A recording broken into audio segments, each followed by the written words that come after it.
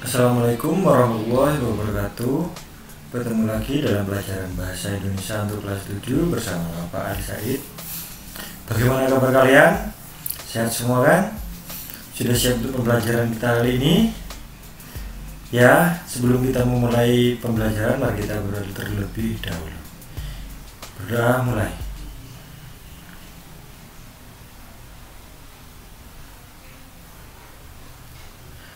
Selesai. Materi kita untuk pertemuan kali ini adalah mewarisi nilai luhur dan mengkreasikan puisi rakyat, yaitu puisi tentang puisi rakyat. Oke, mari kita simak pembelajarannya.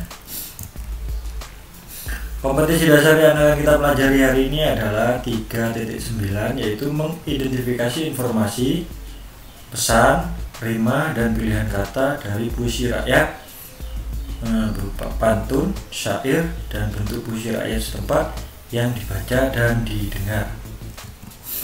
Nah, apa itu pengertian dari puisi rakyat? Puisi rakyat adalah puisi yang dikenal sebagai puisi lama atau puisi tradisional, kesusastraan rakyat yang sudah tertentu bentuknya. Biasanya terdiri atas beberapa deret kalimat, ada yang berdasarkan mantra, panjang pendek suku kata, lemah tekanan suara, atau hanya berdasarkan irama. Jenis-jenis dari puisi rakyat itu ada banyak.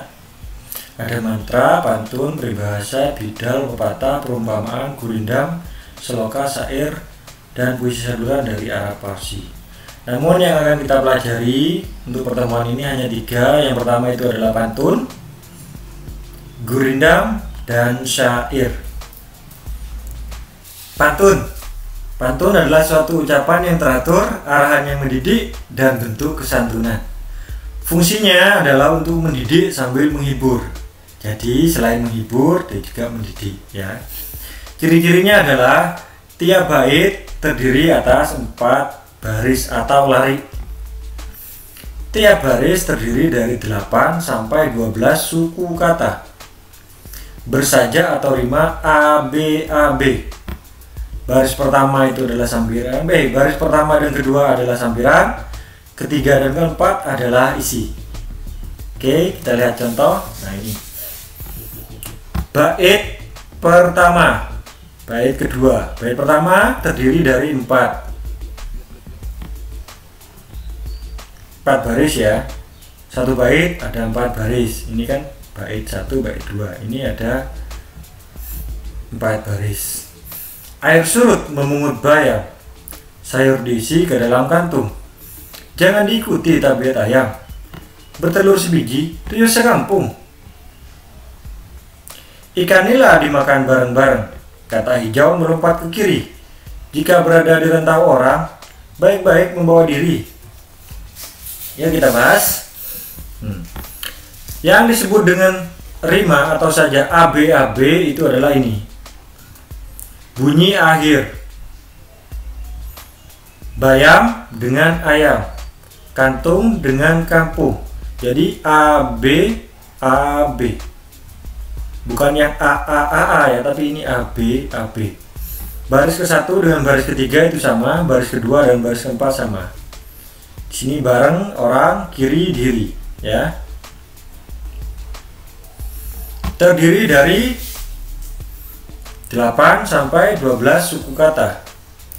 Bisa menghitung suku kata? Yuk kita hitung bersama-sama, yuk. Air ada 2. Air itu suku kata. Surut 2. Memungut 3. Bayam. Oke, kita hitung semuanya. Air, surut, memungut, bayam. Oke, ada 8, ya. Ada 9. Ini yang disebut dengan suku kata. Oke, kita lanjut berikutnya ke gurindam. Gurindam adalah puisi lama yang berasal dari negeri India. Istilah gurindam berasal dari Sanskerta, yaitu kirindam, yang artinya mula-mula atau perumpamaan. Ciri-cirinya adalah sebagai berikut. Terdiri dari 2 baris dalam 1 bait. Nah, ini yang membedakan dengan pantun tadi. Pantun itu terdiri dari 4, sedangkan gurindam itu terdiri dari 2. Tiap baris memiliki sekitar 10 sampai 14 suku kata. Tiap baris memiliki rima sama atau bersajak AA, BB, CC. Merupakan satu kesatuan yang utuh, tidak bisa dipisah ya. Baris pertama itu merupakan syarat, baris kedua merupakan akibat. Jadi ada syarat dan akibat. Isinya berupa nasihat, filosofi hidup, atau kata-kata mutiara. Contoh gurindam. Jika hendak mengenal orang baik perangai, lihat pada ketika bercampur dengan orang ramai. Cari olehmu akan sahabat yang boleh dijadikan sobat. Ini contoh gurindam yang pertama, contoh gurindam yang kedua. Jadi gurindam itu terdiri dari 2 baris. Ya, ini contoh 1, contoh 2. Ini tidak nyambung. Ini berbeda. Jadi satu gurindam hanya 2 baris. Bersajak AA. Berbeda dengan pantun yang tadi, kalau saya pantun kan AB, yang ini AA. Baris pertama dengan baris kedua dia sama. Perakhiran rimanya adalah perangai dengan ramai, sahabat dengan sobat. Jadi rimanya sama ya. Dan baris pertama merupakan syarat, sedangkan baris kedua ini adalah akibat. Syaratnya apa? Jika hendak mengenal orang baik perangai, nah akibatnya lihat pada ketika bercampur dengan orang ramai.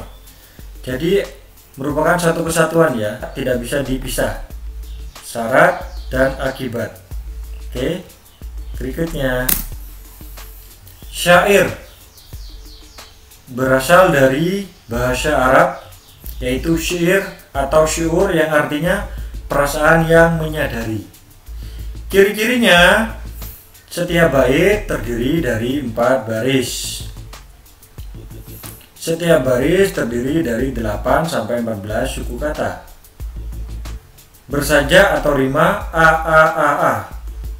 Berarti ada 4 ya, karena ada 4 baris ya, makanya AAA. Semua baris adalah isi. Berbeda dengan pantun yang tadi. Ya, ini semuanya barisnya itu adalah isi. Menggunakan bahasa kiasan. Contohnya, yang pertama, jangan lalaikan perintahnya, kerjakan yang disuruhnya. Bertaubatlah kepadanya, dia pasti menerimanya.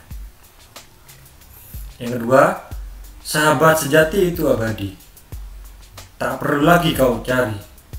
Andai kita tak bersua lagi, alangkah hancurnya hati ini. Oke, kita bahas. Bait yang pertama dari contoh syair terdiri atas 4 baris. Ya, 1, 2, 3, 4. Rimanya A, semuanya sama. Berbeda dengan pantun, untuk baris pertama dan baris kedua itu merupakan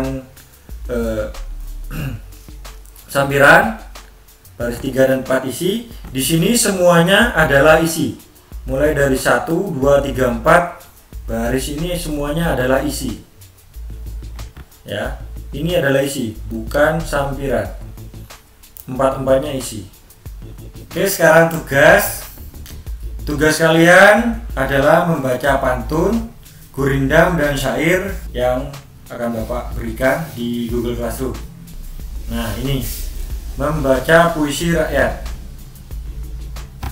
Ini kalian baca.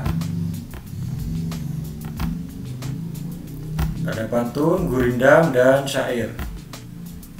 Terus kalian mengerjakan mendaftar kata berima pada gurindam, syair, dan pantun.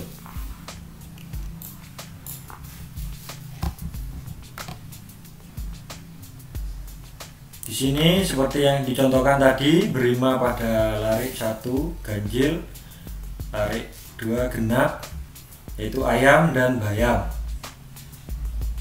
ya, yang sudah Bapak contohkan tadi. Kalian tinggal melanjutkan. Nah, ini kata berima pada syair. Mada, indah, berpindah, sudah. Langsung ke yang sebelahnya.